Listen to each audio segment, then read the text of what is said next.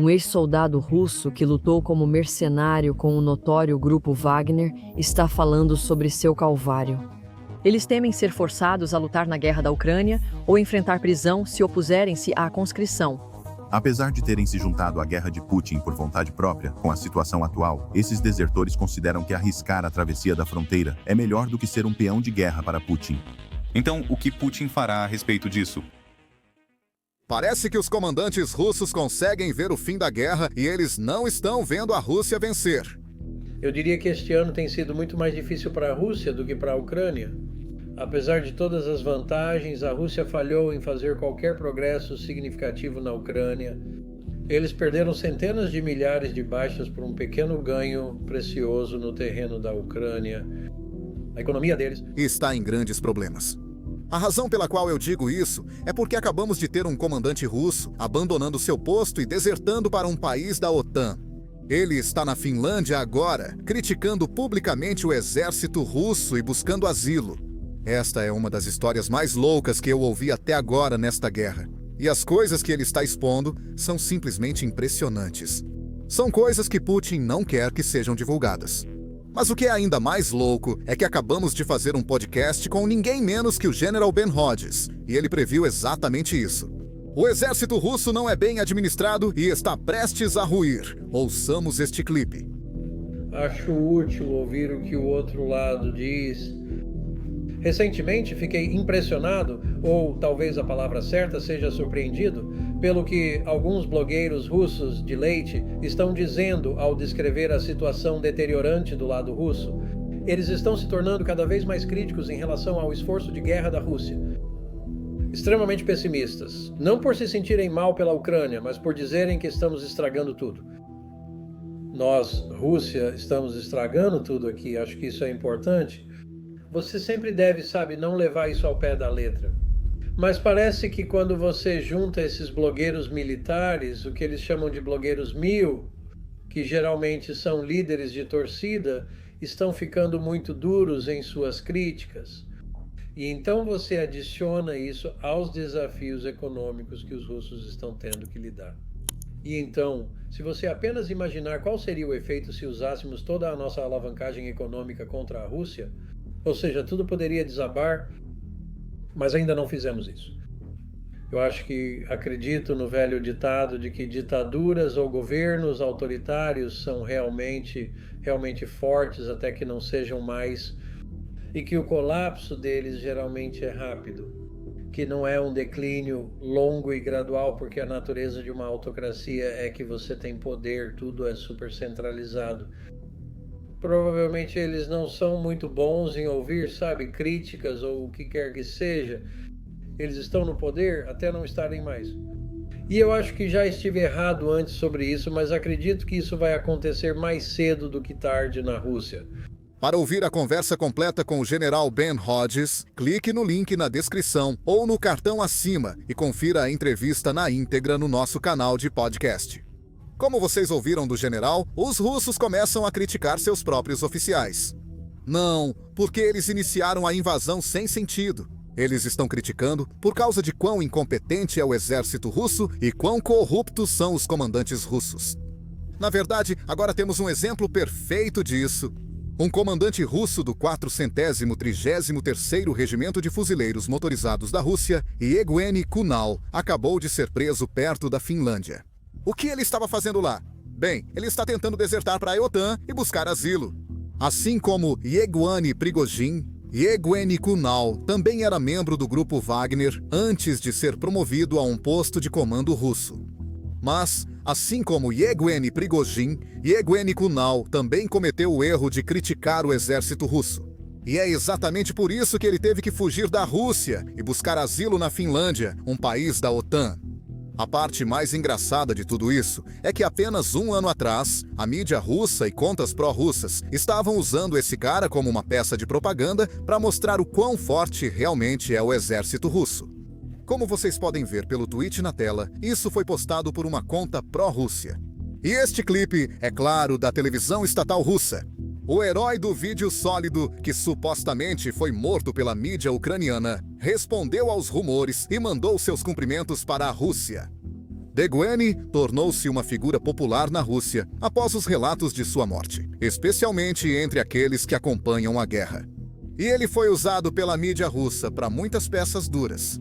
Mas antes de entrar para o grupo Wagner e a mídia russa, Yeguini era um criminoso condenado no sistema prisional russo. Ele estava cumprindo uma sentença de 6 anos por roubar uma joalheria em 2023. Mas ele teve sorte porque a Rússia estava sofrendo nas linhas de frente. Então o chefe do grupo Wagner, Yevgeny Prigozhin, foi à prisão e começou a recrutar os prisioneiros para se juntarem aos esforços de guerra em troca de penas reduzidas.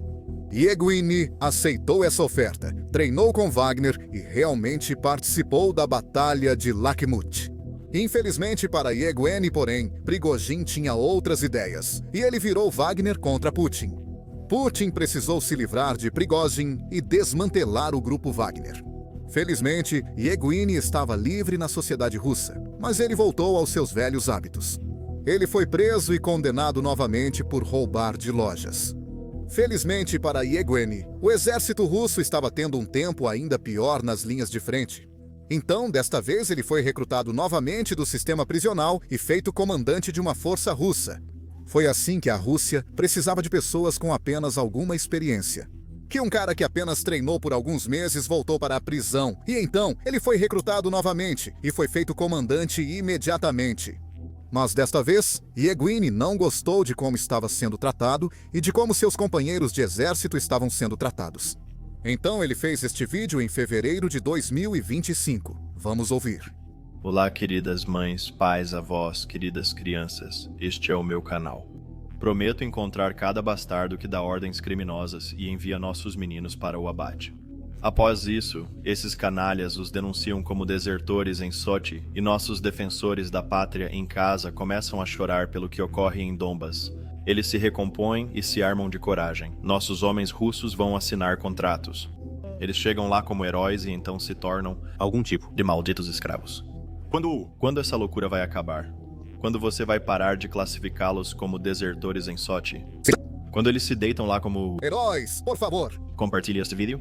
É seguro dizer que ele não estava feliz com a tática de carne para canhão russa que eles têm usado para ganhar um pouco de terreno na Ucrânia.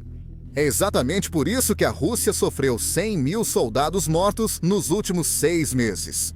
100 mil mortes não baixas, mas mortes nos últimos 6 meses. Isso é insano. E aqui temos evidências.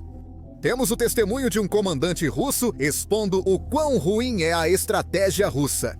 Mas, infelizmente para Yevgeny, como vocês sabem, a Rússia é um estado mafioso. E esses chefes da máfia, como Putin, não gostaram dele tornar público e expor o exército russo. Então ele teve que fugir da Rússia para se salvar. Quando chegou à Finlândia, as pessoas começaram a chamá-lo de traidor. A mídia russa, que uma vez o aclamou como herói, agora começou a chamá-lo de traidor traiçoeiro. Ele fez um vídeo expondo novamente o exército russo, agora da Finlândia. Disse: "Olá, amigos, saudações do canal. Serei breve e direto ao ponto. Estão circulando informações de que sou um traidor e deixei o país. Uma explicação para essa notícia. Para cada palavra deles, tenho 2 em resposta. No momento, não posso explicar tudo. Estou dando uma pausa. Esperando. O que estou esperando, eu vou te contar depois. Mas quero deixar uma coisa clara. Não sou um traidor da pátria. 100%.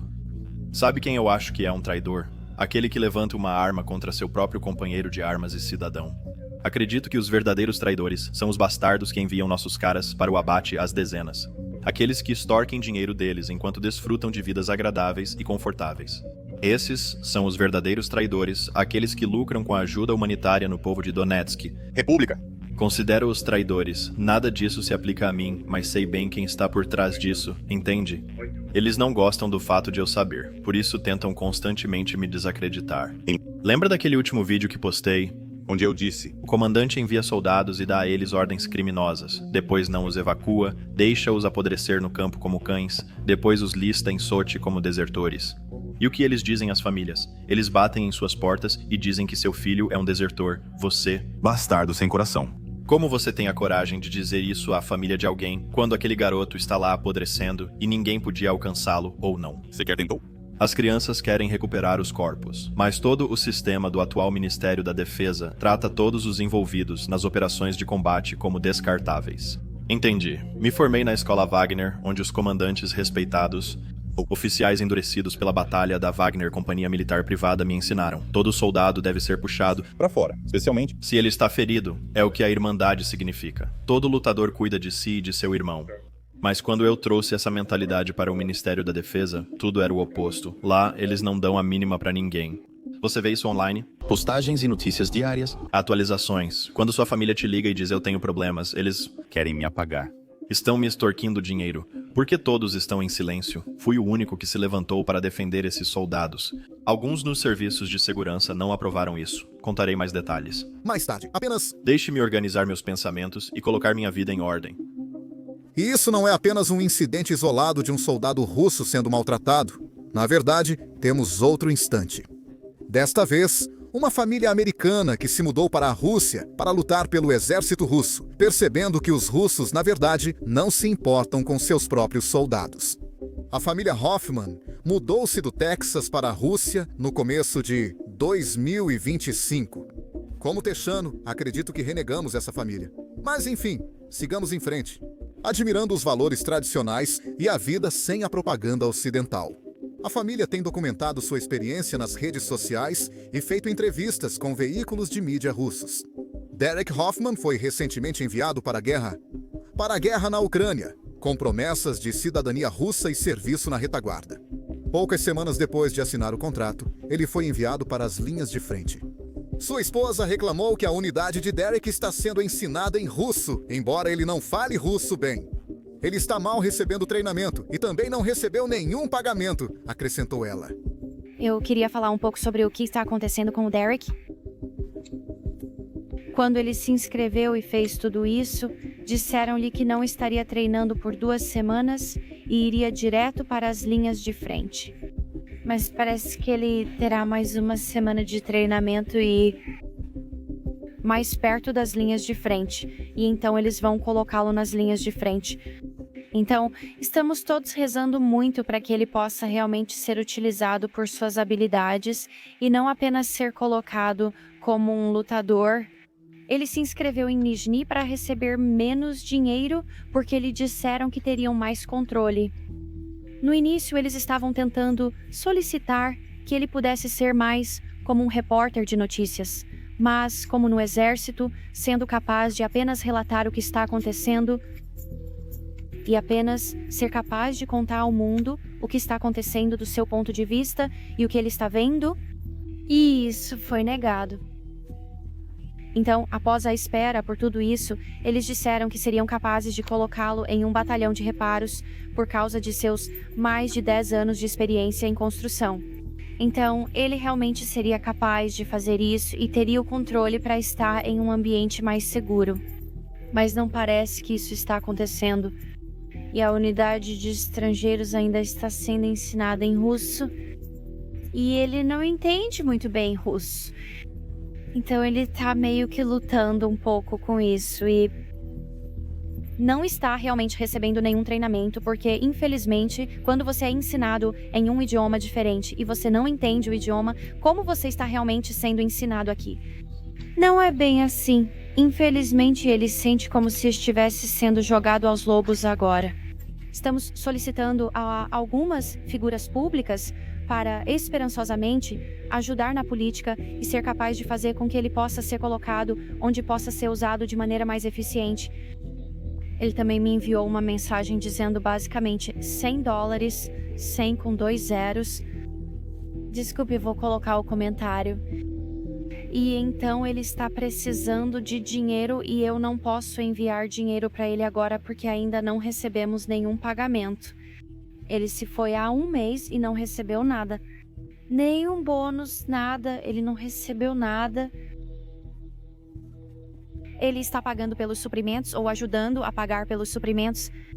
Eu estava insegura porque nunca me informaram sobre os suprimentos.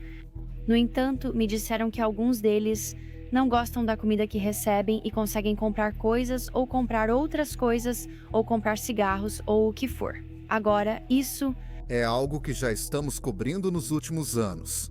A Rússia promete grandes bônus para seus jovens e pobres para que eles se alistem no exército. Ao se alistarem, são informados que, como recrutas, nunca serão enviados para as linhas de frente. Porém, após o alistamento, recebem pouco treinamento. Segundo o ex-Navy Sea Air and Land Chuck Favre, se você já jogou Call of Duty, provavelmente tem mais treinamento do que um soldado russo prestes a ser enviado para as linhas de frente. Quanto aos recrutas, mesmo com a promessa de servir na Rússia e não serem enviados para as linhas de frente, como visto com a família Hoffman, as promessas nem sempre são cumpridas pelo alto comando russo. Assim que um recruta treina por alguns dias, ele é colocado em um caminhão, é colocado em um ônibus, ou às vezes até em um burro e é enviado para as linhas de frente. Quando um soldado russo morre, as famílias recebem a promessa de grandes bônus. Mas, na realidade, o soldado não é declarado morto, mas sim é declarado um traidor. Assim, a Rússia não precisa pagar nenhum bônus para a família. Esta é a realidade da economia russa, do governo russo e de Vladimir Putin. Discutimos isso recentemente com o general Ben Hodges. Vamos ouvir alguns trechos da nossa discussão. A lista de estratégico. Erros estratégicos de Putin está ficando cada vez mais longa. Quer dizer, você sabe, né? Ele disse que tinha que fazer isso porque estava preocupado com uma ameaça da Ucrânia ou da OTAN. E então, como resultado do que ele fez, Suécia e Finlândia agora estão na OTAN. A quantidade de países da OTAN que fazem fronteira com a Rússia dobrou. Com a tecnologia moderna, não é necessário estar na Ucrânia para ter armas capazes de alcançar Moscou. Quer dizer, a Rússia já está na fronteira da OTAN com a Finlândia, Estônia, Letônia, Lituânia e Polônia por causa de Kaliningrado lá.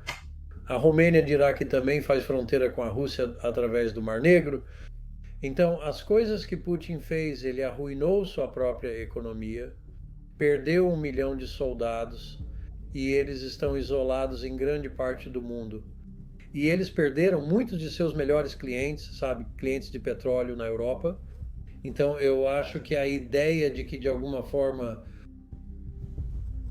o que está acontecendo agora desmente tudo o que eles têm dito sobre armas em sua fronteira. E, além disso, faz sentido. Putin superestimou a capacidade militar da Rússia e é por isso que a economia está sofrendo.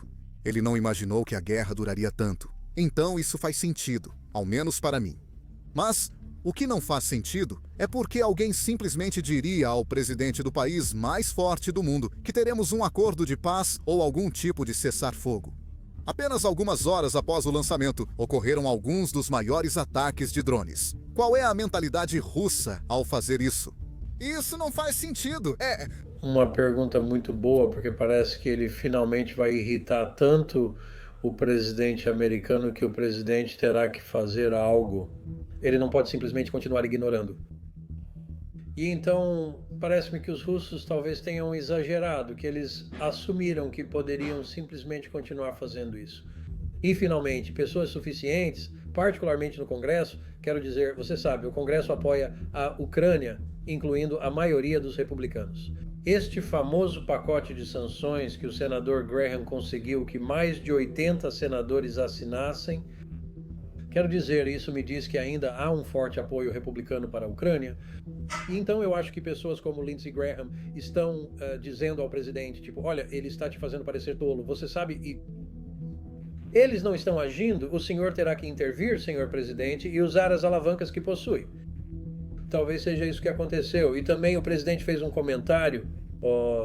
Ele estava meio que fazendo uma pequena piada ontem, descrevendo no telefonema do escritório e depois novamente no almoço, que veio logo em seguida, onde ele descreveu a situação em que aparentemente disse à primeira-dama: sabe, eu acabei de ter uma ótima ligação com Vladimir hoje, e foi uma ótima ligação.